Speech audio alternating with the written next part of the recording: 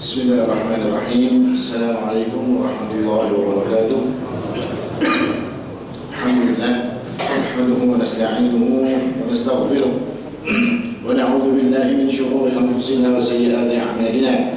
Man yahdihillahu fala mudilla lahu wa man yudlil falan tajida lahu waliyyan murshida. Wa asyhadu an la ilaha illallah wahdahu la syarika lahu wa asyhadu anna Muhammadan 'abduhu wa rasuluh. Allahumma salli wa sallim wa barik ala nabiyyina Muhammadin wa ala alihi wa sahbihi wa sallim tasliman mazida. Ba'du, ikhwani wa akhwati fid din, azakumullah. Bapak Ibu, saudara-saudari sekalian yang dimuliakan oleh Allah Subhanahu wa taala, alhamdulillah kembali kita bersyukur kepada Allah Subhanahu wa taala dan henti-hentinya kita bersyukur kepadanya atas nikmat yang Allah berikan kepada kita, nikmat iman, nikmat Islam dan nikmat-nikmat yang lain. Dan dengan sebab nikmat-nikmat tersebut kita hari ini bisa berada di tempat yang mulia ini, dan mudah-mudahan apa yang kita bahas di tempat yang mulia ini akan jadi sebab Allah Subhanahu wa taala menambah ilmu kita, menjadikan sebab ketaatan-ketaatan kita kepada Allah Subhanahu wa taala serta kebaikan-kebaikan yang lain yang bisa dilakukan. Amin. Ikhwani wa akhwati fid din, azzakumullah. Kita masuk ke pembahasan nomor 3 dari kitab Minhajul Muslim karya Syekh Abu Bakar Al-Jazairi rahimahullah ta'ala, di mana di bab 3 ini dibahas adalah al-imanu bi uluhiyatillahi ta'ala lil awwalina wal akhirin. Keimanan kepada uluhiyahnya Allah Subhanahu wa ta'ala bagi orang-orang yang pertama, orang-orang yang dulu, dan bagi orang-orang yang akan datang. Artinya keimanan kepada uluhiyah Allah Subhanahu wa ta'ala bagi semua umat, mulai manusia pertama sampai manusia terakhir. Mungkin kita bertanya, apa itu uluhiyah? Uluhiyah ini adalah disebut juga dengan tauhid uluhiyah atau tauhid yang membahas tentang peribadatan. Disebut juga dengan tauhidul ibadah, tauhid ibadah. Apa maknanya? Maknanya adalah mentauhidkan Allah Subhanahu wa taala di dalam semua urusan ibadah.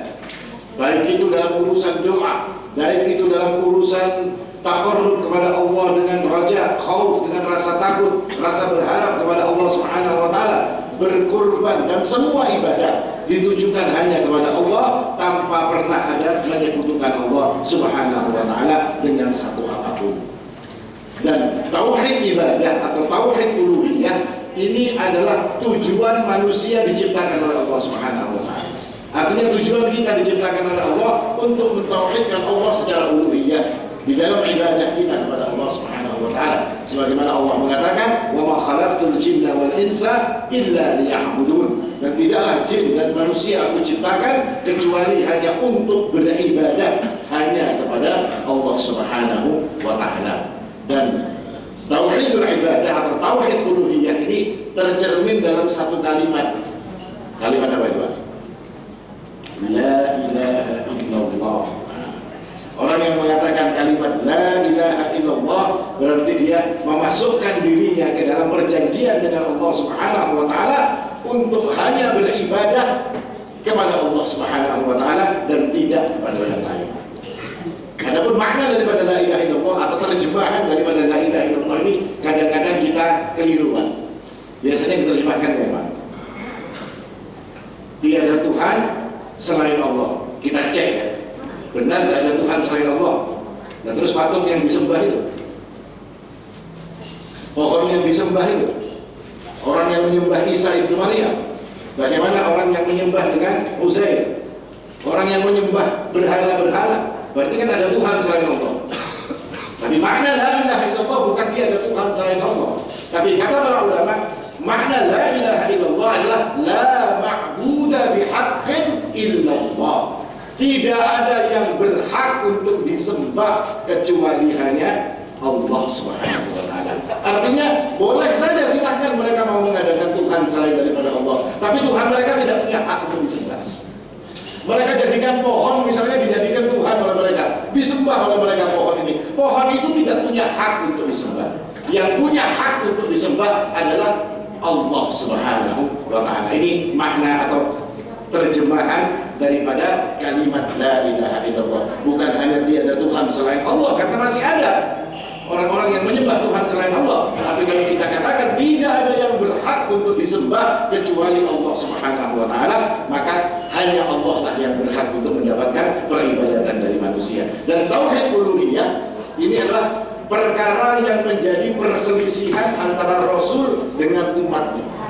Kenapa? Karena tauhid inilah yang disiarkan, tauhid inilah yang diajarkan oleh semua nabi. Dari nabi yang pertama sampai nabi yang terakhir, semua mengajak umatnya untuk mentauhidkan Allah secara uluhiyah. Allah Subhanahu wa Ta'ala berfirman, "Wa laqad ba'atsna fi kulli ummatin rasula an i'budullaha wajtanibut taghut." Dan telah kami utus, kata Allah Subhanahu wa Ta'ala, untuk tiap umat itu ada rasulnya.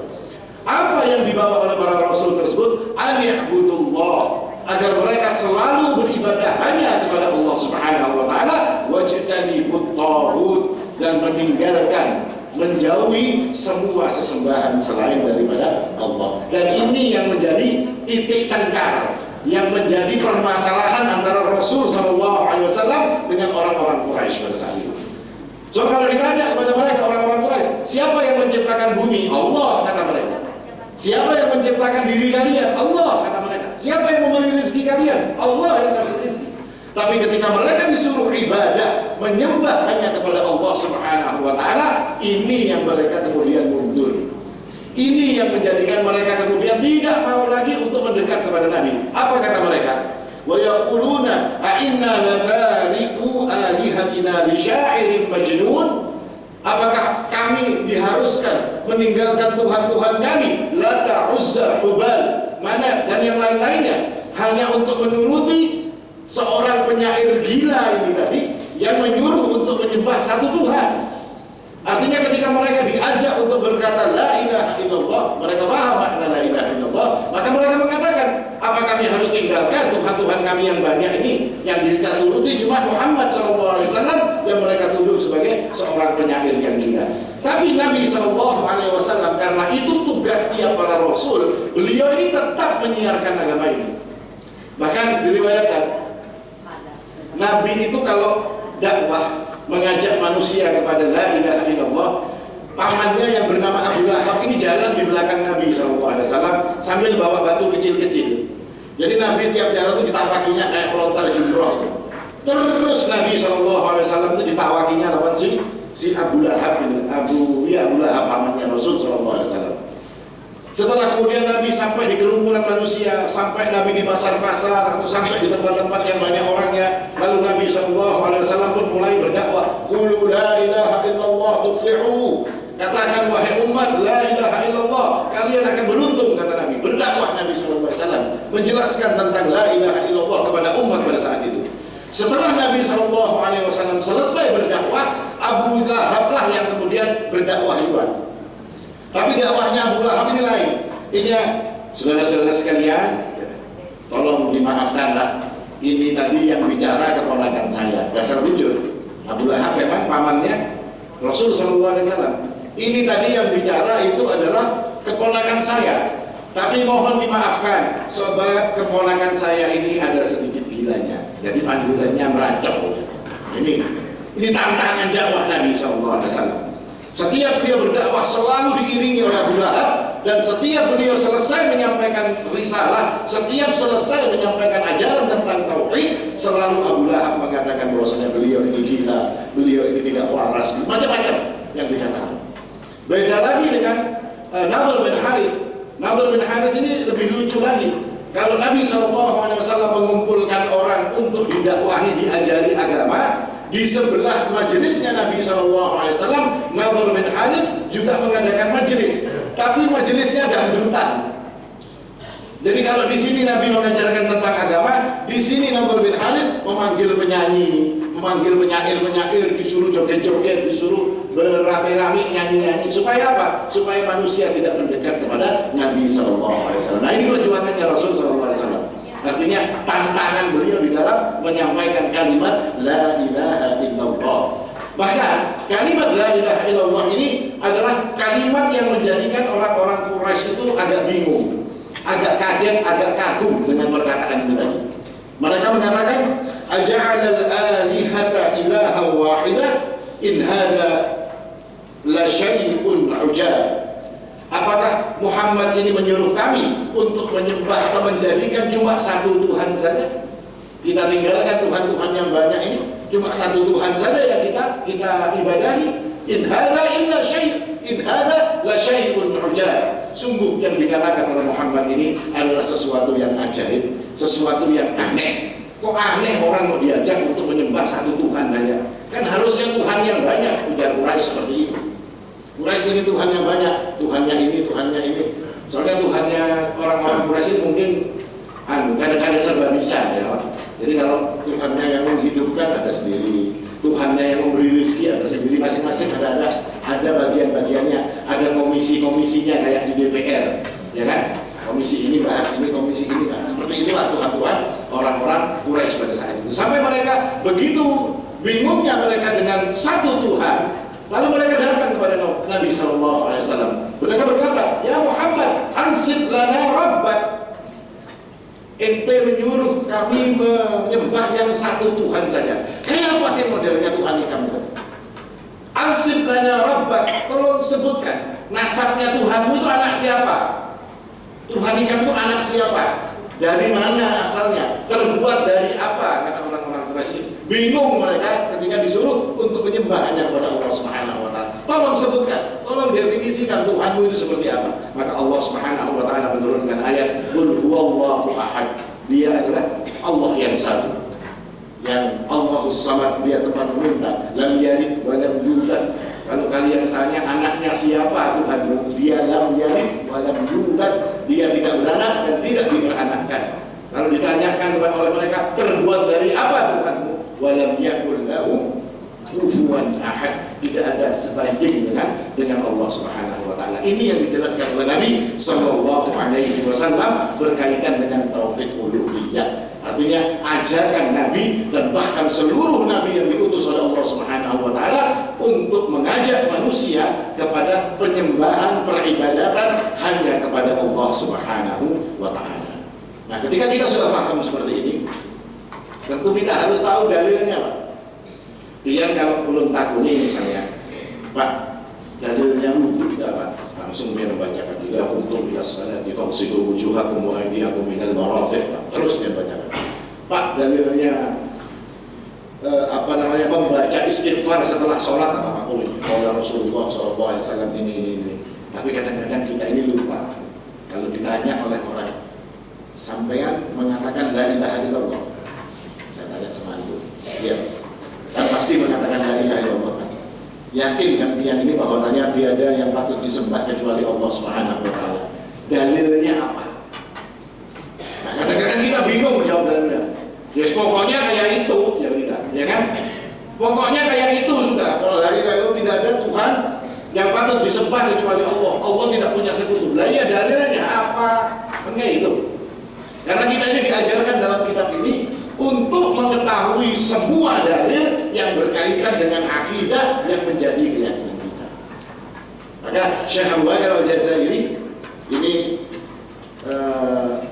menyebutkan beberapa dalil, ada dalil naqliyah dan juga dalil-dalil akliyah. Dalil pertama adalah dalil naqliyah. Apa yang menjadi dalil bagi kita bahwa kita meyakini bahwasanya tiada yang patut disembah kecuali Allah. Apa dalil kita yang meyakini bahwasanya la ilaha illallah itu wajib untuk kita ucapkan dan bermakna meninggalkan semua sekutu bagi Allah Subhanahu wa taala. Dalil pertama yang disebutkan oleh beliau adalah syahadatuhu ta'ala wa syahadatu malaikatihi wa ulul ilmi wa syahadatu malaikatihi wa ulul ilmi ala uluhiyyatihi subhanahu wa ta'ala. Maka jaa fi surat Ali Imran adalah dalil yang pertama adalah persaksian Allah sendiri dan persaksian para malaikat serta persaksian daripada ulul ilmi, orang-orang yang mempunyai ilmu, persaksian daripada ulama, di mana Allah Subhanahu wa taala mengatakan syahidallahu annahu la ilaha illahu. Allah bersaksi bahwasanya tidak ada ilah, tidak ada yang patut untuk disembah kecuali Allah Subhanahu wa taala. Artinya Allah yang bersaksi, Pak. Lalu kalau ditanyakan ayu syai'in akbaru syahadah, syahadat atau persaksian seperti apa yang paling agung, persaksian seperti apa yang paling hebat, persaksian seperti apa yang paling kuat, maka Nabi SAW diperintahkan oleh Allah, qulillah, katakan persaksiannya Allah itu sebesar-besarnya persaksian. Kalau Allah Subhanahu wa Ta'ala sudah menyaksikan sesuatu, maka dia pasti benar. Allah berbeda dengan orang lain, Pak. Orang lain bisa saja kita kasih uang misalnya, ya kan? Diberi duit dia untuk membuat persaksian yang berbeda. Orang bisa kita kasih kedudukan, atau orang bisa kita ancam untuk memberikan persaksian yang berbeda. Tapi Allah Subhanahu wa Ta'ala biyadihi kulli syai', di tangannya segala sesuatu. Biyadihi malakutu kulli syai', di tangannya kerajaan semuanya. Semuanya ada di tangan Allah Subhanahu wa Ta'ala, maka Allah tidak perlu dengan semua itu. Sehingga ketika Allah Subhanahu wa Ta'ala itu bersaksi, persaksiannya qaiman bil qist, persaksiannya itu tegak untuk menegakkan untuk urusan kebenaran ini tadi. Itu persaksian Allah Subhanahu wa Ta'ala. Jadi kalau kita ditanya, apa dalilnya kok sampai yang ini mengucapkan la ilaha illallah atau meyakini bahwasanya tiada yang patut disembah kecuali Allah Subhanahu wa Ta'ala, apa dalilnya? Ya persaksian Allah. Allah yang bersaksi bahwasanya tidak ada yang patut disembah kecuali dirinya. Tidak ada yang patut untuk diibadahi kecuali hanya Allah Subhanahu wa Ta'ala. Dia yang mengatakan. Dan sebesar-besar persaksian adalah persaksian milik Allah Subhanahu wa Ta'ala. Ditambah lagi persaksian daripada malaikat-malaikat Allah Subhanahu wa Ta'ala. Siapa para malaikat itu? Mereka adalah makhluk Allah Subhanahu wa Ta'ala yang la ya'suna Allah ma amarahum wa yaf'aluna ma yu'marun. Mereka adalah makhluk yang tidak pernah bermaksiat kepada Allah dan selalu melakukan apa saja yang diperintahkan oleh Allah Subhanahu wa Ta'ala. Bahkan diriwayatkan oleh Nabi SAW, ada malaikat itu yang pertama kali diciptakan langsung disuruh sujud, sampai hari ini mereka tidak pernah mengangkat kepalanya. Diciptakan oleh Allah malaikat ini, lalu diperintahkan kepadanya, sujud engkau, kata Allah Subhanahu wa Ta'ala. Maka dia sujud dan sampai hari ini dia tidak pernah mengangkat kepalanya. Ada malaikat yang diciptakan oleh Allah Subhanahu wa Ta'ala, lalu mereka disuruh tawaf kalian mengelilingi arsy atau keluar masuk kalian di dalam Baitul Ma'mur. Sampai nanti hari kiamat mereka tidak akan pernah berhenti untuk tawaf mengelilingi arsy Allah Subhanahu wa Ta'ala. Makhluk yang sangat taat, makhluk yang begitu istimewa. Dan mereka ini mempersaksikan bahwasanya tidak ada yang patut disembah hanya Allah Subhanahu wa Ta'ala. Maka kalau sudah ada model makhluk seperti ini melakukan persaksian, masa kadang kita terima? Kita aja mungkin ada ustadz kita ngomong, ujian ustadz kita kayak ini, terus kita apa? Mau pakai bapak? Ikut kita. Lalu ditanya oleh orang, kenapa sampai melakukan ini? Ujian ustadz kayak ini. Ikut persaksian ustadz ini tadi, ikut penekanan daripada ustadz ini tadi. Tapi ini Allah. Ini malaikat-malaikat Allah Subhanahu wa Ta'ala yang melakukan persaksian bahwasanya tidak ada yang patut disembah kecuali Allah Subhanahu wa Ta'ala. Maka lebih utama bagi kita untuk mengikuti persaksian-persaksian ini. Nah, ini dalil kita, Pak. Jadi kalau yang ditakuti lagi sudah ada dalilnya, jangan khawatir lagi. Jangan kita bingung kita, karena tahu dalilnya. Terus pokoknya kayak itu, abah-abah kita bahari mengajarkan kayak itu bukan dalil. Tapi dalil yang seperti ini disebutkan oleh Syekh Abu Bakar di dalam kitab ini. Lalu yang ketiga yang bersaksi lah wa ulil ilmi qaiman bil qist, wa ulul ilmi ala uluhiyyati subhanahu, dan persaksian daripada ulama. Artinya miliaran ulama dari zaman dulu sampai zaman sekarang mereka sudah menjelaskan kepada kita, mereka sudah menulis kitab-kitab mereka menjelaskan bahwasanya la ma'budu bihaqqin illallah. Persaksian dari mereka tidak ada yang patut disembah kecuali Allah Subhanahu wa Ta'ala. Maka ini jadi modal kita. Persaksian Allah, persaksian malaikat, persaksian orang-orang yang berilmu, para ulama-ulama yang jumlahnya sangat banyak ini tadi, yang menyatakan akan uluhiyahnya Allah, akan bahwasanya Allah Subhanahu wa Ta'ala yang satu, yang tidak patut disembah kecuali dirinya, yang tidak boleh disekutukan. Ini dalil kita. Ini yang pertama, dalil naqli yang disebutkan oleh Syekh Abu Bakar Al-Jazari. Dalil yang kedua adalah ikhbaruhu ta'ala bidzalik fi ghairi ayatin min kitabihil aziz. Pengkabaran Allah Subhanahu wa Ta'ala yang begitu banyak di dalam Al-Qur'an. Artinya selain Allah mengatakan sebagai persaksiannya, Allah juga menyebutkan dalam Al-Qur'an ini banyak ayat-ayat yang menetapkan bahwasanya tiada yang patut disembah kecuali Allah Subhanahu wa taala. Ini saya sebutkan beberapa ayat seperti Allah mengatakan Allahu la ilaha illa huwal hayyul qayyum. Ya, Allah, dialah Allah, la ilaha illahu, yang tiada yang patut disembah kecuali Allah. Ayat-ayat semodel ini banyak dalam Al-Qur'an. Seperti wa ilahukum ilahun wahid la ilaha illahu, dan Rabb Tuhan kalian, sesembahan kalian adalah sesembahan yang satu, yang tiada sesembahan yang lain kecuali dirinya. Dan banyak lagi ayat-ayat yang disebutkan oleh Allah Subhanahu wa taala dalam Al-Qur'an. Seperti Allah Subhanahu wa taala ketika Allah mengatakan kepada Musa alaihi salam, "Innani anallah la ilaha illa ana fa'budni." Ketahuilah bahwasanya akulah Allah dan tiada ilah, tiada yang patut disembah kecuali aku, fa'budni, maka beribadahlah hanya kepadaku, sembahlah aku, kata Allah Subhanahu wa taala. Ini dalil-dalil yang menguatkan di dalam Al-Qur'an berupa ayat-ayat yang disampaikan oleh Allah. Kenapa kita harus ikut ini? Karena kita percaya dengan syahadatnya Allah, kita percaya dengan persaksiannya Allah Subhanahu wa taala. Otomatis kita harus percaya dengan kalam Allah yang menjelaskan tentang, menetapkan tentang la ilaha illallah atau tauhid uluhiyahnya Allah Subhanahu wa taala. Lalu dalil yang ketiga yang disebutkan oleh Syekh Abu Bakar Al-Jazairi adalah ikhbaru rusulihi alaihi wassalatu wassalam bi uluhiyati ta'ala. Artinya pengkabaran para nabi, bukan hanya Rasul sallallahu alaihi wasallam, tapi semua nabi yang diutus oleh Allah Subhanahu wa taala, mereka mengajak manusia untuk melakukan peribadatan hanya kepada Allah Subhanahu wa taala. Kenapa tidak ibadah atau tauhid rububiyah atau tidak tauhid yang lain? Karena mereka sudah yakin dengan itu semua. Kalau ditanya rububiyah, mereka sudah sama dengan kita. Ketika ditanya tentang penciptaan, siapa yang menciptakan? Allah, sama dengan Rasul SAW. Tapi kalau urusan uluhiyah ini, maka mereka berbeda. Makanya dalam Al-Quran Allah menjelaskan 314 Rasul yang diutus oleh Allah Subhanahu wa taala itu semua menjelaskan tentang tauhid, mengajak umat untuk mengatakan la ilaha illallah. Dalam ayat-ayat Al-Quran disebutkan banyak sekali. Ketika Nuh alaihi salam mengatakan, "Ya qaumi ibudullaha ma lakum min ilahin ghairuh." Ketika Nuh mengatakan kepada umatnya, "Wahai kaumku, sembahlah Allah yang tiada sesembahan selain dirinya." Nah, kalimat ayat ini kan banyak kita sebutkan.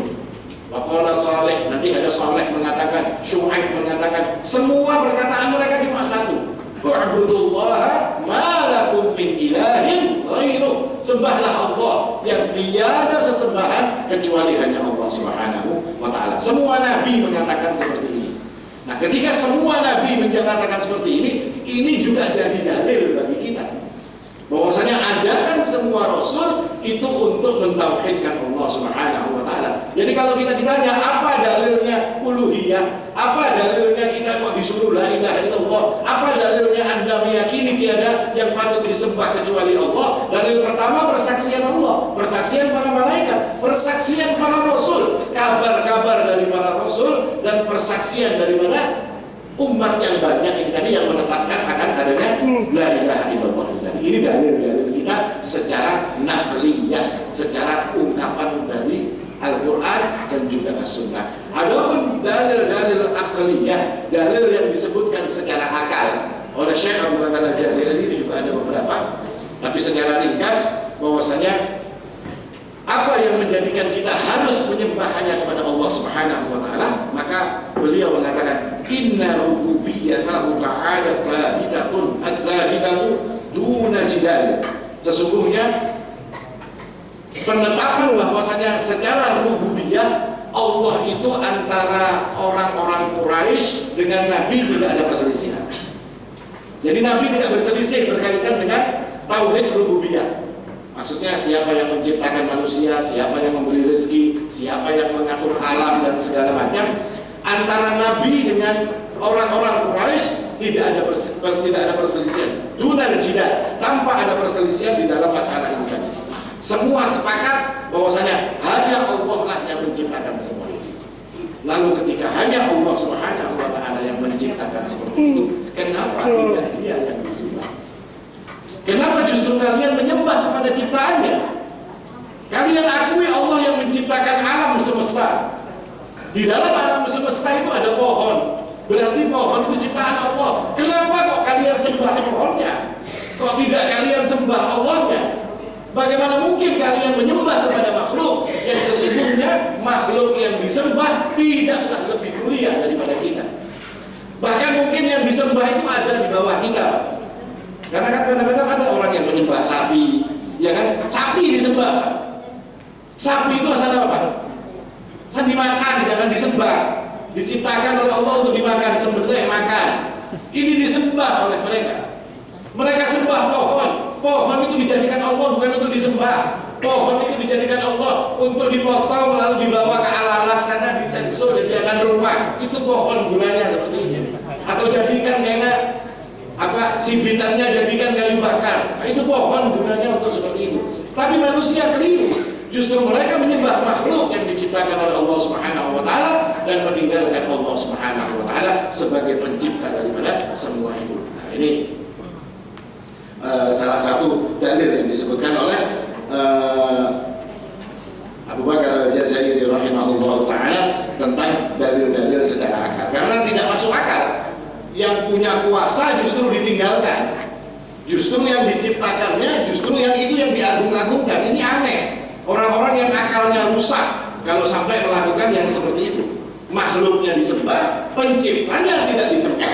Ini salah satu dalil yang disebutkan oleh Syekh Abu Bakar Al-Jazairi. Juga disebutkan bahwasanya Rabbul ladzi yuhyi wa yumiit wa yu'ti wa yamna' wa yanfa' wa yadur wa huwa mustahil bil ibadah. Maka ketika orang-orang Quraisy kita ini semua meyakini bahwasanya tidak ada kekuatan, tidak ada yang melarang, tidak ada yang bisa menahan, tidak ada yang bisa memberi, tidak ada yang bisa melakukan semua itu kecuali Allah Subhanahu wa taala, maka otomatis tujuan kita di dalam ibadah hanya kepada Allah Subhanahu wa taala. Kenapa? Karena Dia yang mampu untuk memberi dan menahan. Kita ingin diberi. Kita dekat kepada Dirinya.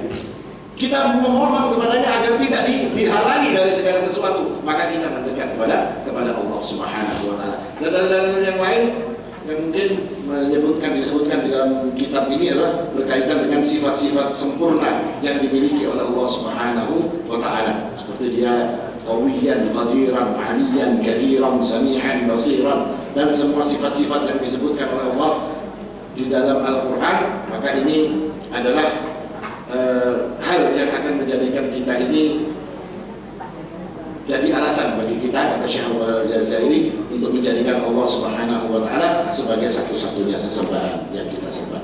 Ini bab tentang iman bi uluhiyah. Intinya uluhiyah ini adalah tauhid untuk menjadikan diri kita itu menunjukkan semua ibadah untuk bertaqarrub hanya kepada Allah Subhanahu wa taala. Ini yang dibahas di dalam uluhiyah. Nanti ada orang yang mengatakan, Pak, kok tauhid kok dibagi-bagi? Nggak pernah dengar kalimat itu kan? Tauhid kok dibagi-bagi? Ada uluhiyah, ada tauhid itu kan satu. Ya namanya tauhid satu. Tauhid itu satu, Pak. Wahada yuwahhidu tauhidan. Ya kan, mengesahkan, mengatakan satu. So, ini kok dibagi-bagi? Bukan tauhidnya yang dibagi, tapi pembahasan di dalam tauhid itu yang terbagi. Kita sudah membahas tentang rububiyah. Hari ini kita membahas tentang uluhiyah. Satu lagi pembahasan tauhid yang akan kita bahas adalah berkaitan dengan asma dan sifatnya Allah Subhanahu wa taala. Nama-nama dan sifat Allah itu juga dibahas di dalam tauhid. Bukan berarti tauhidnya tidak. Tauhidnya tidak tiga. Tauhidnya satu, tapi bidang pembahasannya, jurusannya banyak. Fakultasnya fakultas ekonomi, ya kan? Jurusannya kayak apa, Pak? Manajemen keuangan, manajemen perusahaan, jurusan akuntansi, jurusan bisnis. Universitasnya satu, fakultasnya satu, tapi jurusannya banyak. Nah, seperti itulah pembahasan tauhid. Tauhidnya satu, semua untuk mengesahkan Allah. Di dalam apa? Dalam rububiyah, mengesahkan Allah dalam penciptaan. Tauhid uluhiyah, mengesahkan Allah di dalam peribadatan. Asma dan sifat, mengesahkan Allah di dalam semua nama dan semua sifat yang sempurna hanya untuk Allah Subhanahu wa taala. Artinya tidak ada perbedaan. Tapi orang kadang-kadang melintir. Ini dijadikan tauhid atau dijadikan tiga. Kalau tiga namanya bukan tauhid, ya bukan tauhid kalau tiga. Tauhid itu satu, tiga lawan satu lain. Kecuali tauhidnya tiga kali, berarti tiga. Ya. Nah ini kira-kira yang bisa disampaikan di kesempatan kali ini. Ada pertanyaan? Pakai tanya jawab nggak ada? Perlu ya? Mungkin nanti kalau sudah masuk bab adab atau bab fikih mungkin perlu ada tanya jawab. Kira-kira yang bisa disampaikan.